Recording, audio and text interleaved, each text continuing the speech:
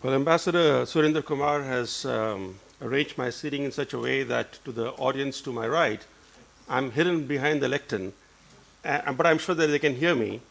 On top of that, he has posed some questions that will take me at least an hour to answer. What I'll do is that I will seek to address only one slice of this vast subject, and that slice relates to the underlying assumption behind the question that Ambassador Surinder Kumar has framed. Are the Western alliance and the rules-based trading regime falling apart? And that underlying assumption is about US unilateralism. Many believe that aggressive US unilateralism is the main factor straining the Western alliance and undermining prospects of a rules-based trading order. US unilateralism, of course, makes it much harder to stop China's unilateralism. It only encourages Chinese unilateralism, which takes the form of even territorial and maritime revisionism. Let's take the case of Iran, which is one issue that is currently splitting the Western alliance, given that President Trump unilaterally withdrew from what was a multilateral Iran nuclear deal.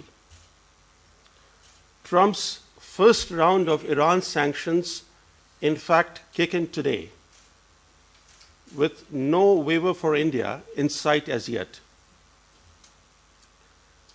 Sanctions have become the favored tool for US foreign policy. The new Russia sanctions, however, were initiated not by the Trump administration, but by the US Congress with the intent to force the Trump administration to act against Moscow.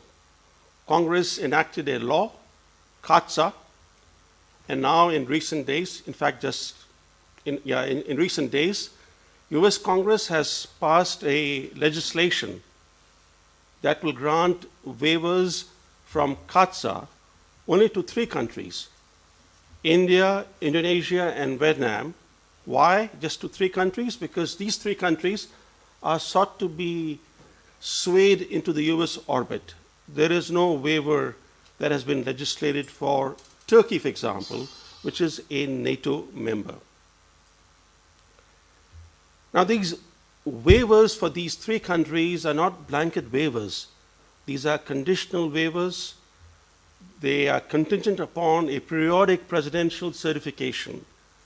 The Indian media highlighted the passing of the waiver legislation, but not the conditions it incorporates.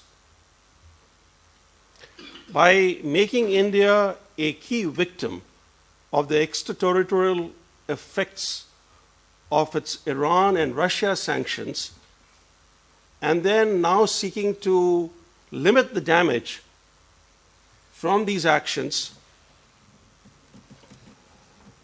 the US has needlessly injected an irritant in an otherwise promising relationship with India. It's needless.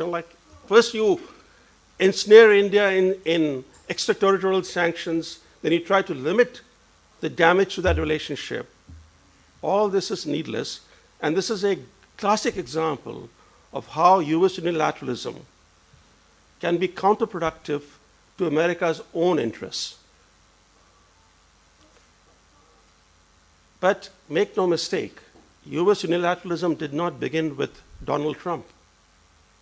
US foreign policy has long been unilateralist, as exemplified by George W. Bush's Iraq invasion and occupation, and by Obama's overthrow of Gaddafi in Libya. As a result of those actions, both Iraq and Libya today have become dysfunctional states. Libya, in fact, is a completely failed state with no central authority in place. The invasion and occupation of Iraq, when history is written, will be seen as a watershed moment, a moment from which the US never recovered, because that invasion and occupation caused permanent damage to America's global standing, including in Europe. That, in fact, was the beginning of the strains in the Western alliance. Today, some unilateral US actions seem designed to stem America's relative decline. Much before Trump took office, the dominant international narrative was about America's relative decline. America's waning power became pronounced during Obama's 8-year presidency, with China rapidly expanding its global influence and forcibly changing the status quo in the South China Sea. It changed the status quo in the South China Sea without firing a single shot and without incurring any international costs. America's relative decline, however, began much earlier when, emboldened by its post-Cold War success in emerging as the world's sole superpower, the US overextended itself globally, including by rapidly enlarging its military footprint. The Iraq and Libya invasions were just examples of America's imperial overactivity. In reality, this was imperial overstretch into which the US went into.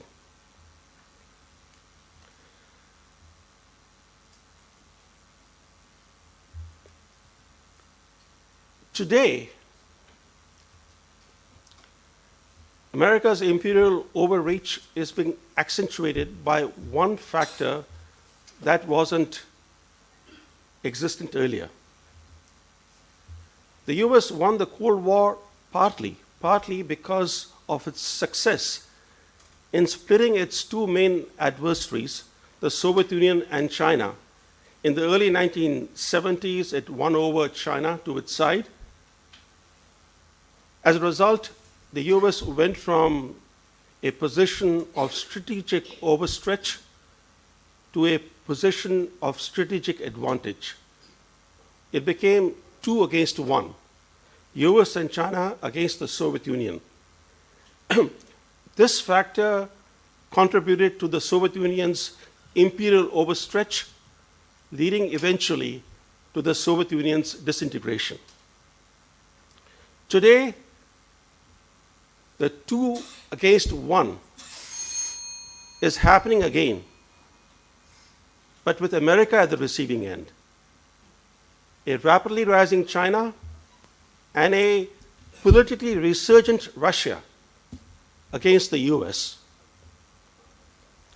It's clear to everyone that America's main long-term challenger is not a declining Russia, but China. Yet, ironically, US policy, instead of seeking to co-opt Russia, has through sanctions forced Moscow to pivot to China. All this has put the US in serious strategic disadvantage. Against this background, some US unilateral actions, including on trade and insisting that allies share their, share their fair share of alliance costs, these unilateral actions, it appears to me, are aimed at mitigating this strategic disadvantage. There are some very important structural shifts underway in the US policy today, especially on China, on trade, and on alliance burden sharing. For example, US policy on China is undergoing a fundamental shift. And that shift is happening because of factors that predate Trump's arrival in the White House. But Trump is the first American president in nearly 50 years. I hear the bell. Trump is the first American president in nearly 50 years to treat China as an economic and political foe. Now, these structural shifts that are happening in US policy today, these shifts are going to outlast the Trump presidency and profoundly shape US attitudes and approaches to global issues in the coming years. We are living in interesting times. You don't have to ring the bell again. Thank you.